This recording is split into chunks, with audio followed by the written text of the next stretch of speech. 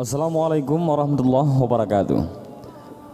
Pada video kali ini kita akan mengisahkan sedikit kisah tentang kisah Nabi Isa alaihissalam yang disalib oleh kaum Yahudi. Namun benarkah yang disalib itu adalah Nabi Isa alaihissalam atau orang yang diserupakan dengan Nabi Isa alaihissalam? Tonton terus video ini hingga selesai untuk mengetahui kisah selengkapnya. Namun sebelum lanjut, jangan lupa untuk klik like, bagikan video ini sebagai sarana dakwah bagi orang lain, dan jangan lupa tekan tombol subscribe untuk mendapatkan video-video terbaru dari channel Tafakkur Fiddin. Terima kasih. Nabi Isa alaihissalam diutus oleh Allah Subhanahu wa taala untuk kaum yang terkenal dalam sejarah manusia sebagai kaum pembangkang, sombong, iri, dengki, melampaui batas dan gemar membunuh para nabi. Padahal dahulu mereka adalah kaum terbaik di era Nabi Yakub, selalu dibela dan diselamatkan pada era Nabi Musa alaihissalam, berjaya dan memiliki kerajaan besar di era Nabi Daud alaihissalam dan di masa Nabi Sulaiman alaihissalam.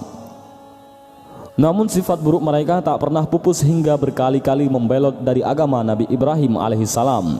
Mereka adalah Bani Israel atau yang saat itu lebih pantas disebut dengan Yahudi, mengingat mereka tidak lagi memegang ajaran Israel ataupun nama lain dari Nabi Yakub alaihissalam. Nabi Isa alaihissalam diutus oleh Allah Subhanahu wa taala untuk mengembalikan Yahudi pada agama tauhid sebagaimana yang diajarkan para nabi sebelumnya. Namun justru nyawa Nabi Isa alaihissalam terancam. Sang kalimatullah ibunda Maryam binti Imran harus tinggal berpindah-pindah karena kejahatan Yahudi. Mereka bahkan menjalin kerjasama dengan seorang raja kafir, yakni gubernur dari kerajaan Romawi di Damaskus, untuk membuat konspirasi pembunuhan Nabi Isa alaihi salam. Alasan Yahudi membenci Nabi Isa alaihi salam sangat tidak masuk akal, yakni hanya karena kesombongan dan kedengkiannya. Mereka enggan meyakini Nabi Isa alaihi salam dan kitab suci Injil yang dibawanya. Mereka juga enggan mengikuti Nabi Isa alaihissalam karena para pengikut sang Nabi kebanyakan berasal dari orang miskin. Yahudi yang sombong tentu enggan menjadi pengikut Nabi Isa karena harus duduk sederajat bersama kaum duafa. Hingga kemudian konspirasi pembunuhan Nabi Isa alaihissalam pun dimulai. Dewan Sinagong tertinggi Yahudi, Sanhedrin, bahkan turut serta dalam konspirasi tersebut. Bersamanya, para pendeta tertinggi Yahudi menggelar pertemuan untuk menyusun rencana pembunuhan Nabi Isa alaihissalam secara matang. Mereka mengajukan tuduhan bahwa Isa tidak mengikuti agama Yahudi. Saat pertemuan tersebut, ternyata hadir salah seorang di antara 12 murid Nabi Isa alaihissalam. Dia adalah Yudas Iskariot. Ia mengkhianati gurunya sendiri dan menawarkan bantuan kepada Yahudi. Alasannya hanya karena harta. Di depan dewan pendeta Yahudi, Yudas berkata, "Apa yang akan kalian berikan jika aku membawanya," artinya Nabi Isa, "ke hadapan kalian?" Tawar-menawar pun terjadi hingga mereka sepakat memberikan Yudas 30 shekel ataupun perak. Harta itu tak ada artinya bagi Yahudi yang sekian lama selalu gagal mencari persembunyian Nabi Isa alaihissalam dan para pengikutnya. Namun karena tergiur harta tersebut, Yudas justru menuntun mereka ke tempat persembunyian sang Nabi. Rencana pasti penangkapan Nabi Isa alaihissalam pun dibuat. Namun para pendeta Yahudi tidak memiliki alasan yang kuat di hadapan publik untuk menghukum mati Nabi Isa alaihissalam.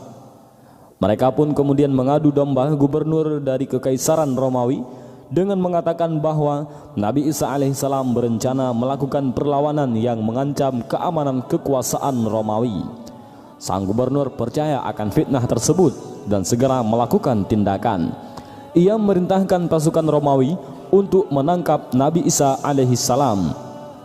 Karena Yahudi telah mengetahui kediaman Nabi Isa alaihissalam, maka proses penangkapan itu pun telah terjadi dengan sangat mudah.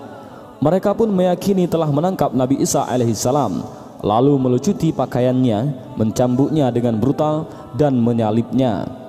Padahal yang mereka tangkap bukanlah Nabi Isa alaihissalam.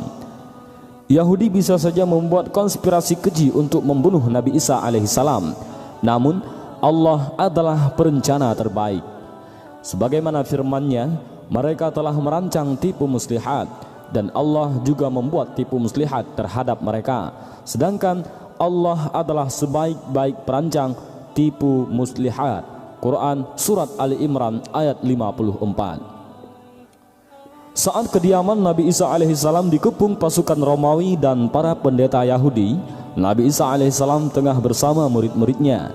Nabi Isa mendapat wahyu untuk naik ke atas langit dan meminta salah satu muridnya untuk menggantikan dirinya. Berharap pahala surga, salah satu muridnya pun mengajukan diri untuk diubah wajahnya menjadi serupa Nabi Isa alaihissalam. Namun sumber lain mengatakan Nabi Isa tidak meminta satupun muridnya untuk mengorbankan dirinya.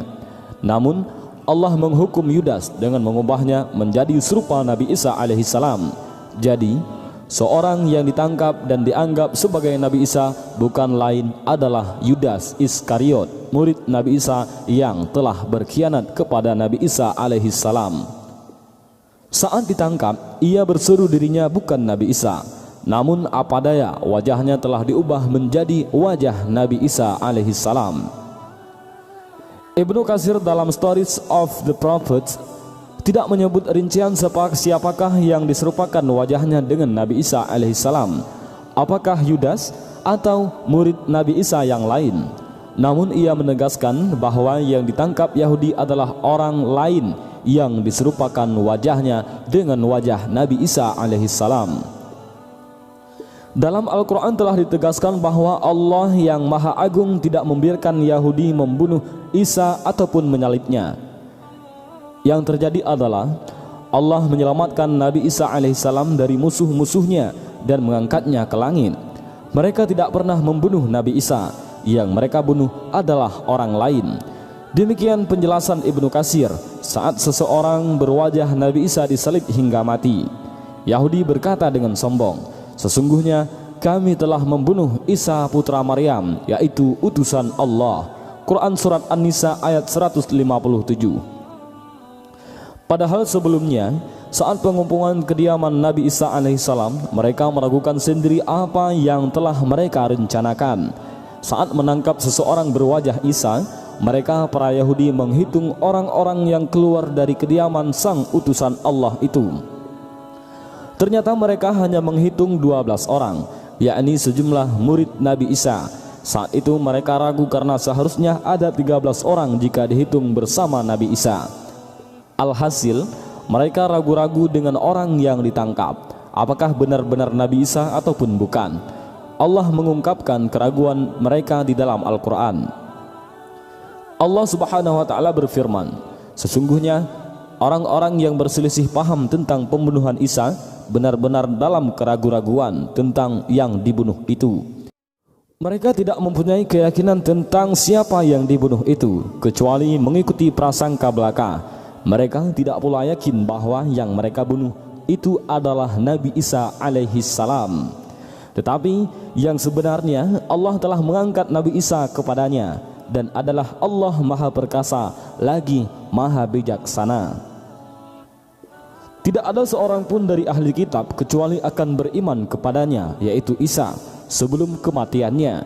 Dan di hari kiamat kelak, nanti Isa itu akan menjadi saksi terhadap mereka. Quran Surat An-Nisa ayat 157 sampai ayat 159. Hingga kini, Nabi Isa masih hidup dan ada di atas langit. Kelak di hari kiamat akan tiba, Nabi Isa akan turun dengan beberapa tugas yang beliau emban.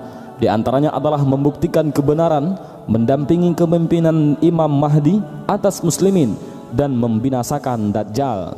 Saat Nabi Isa turun, dunia dihuni orang-orang yang beriman dan menjadi tempat yang adil, aman lagi makmur, sebagaimana yang disabdakan Rasulullah SAW.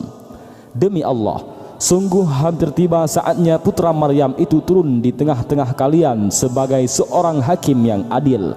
Maka ia akan memecah salib, membunuh babi, menghapus jizyah ataupun upeti, dan saat itu harta benda berhamburan sampai-sampai tidak ada seseorang pun yang bersedia menerimanya.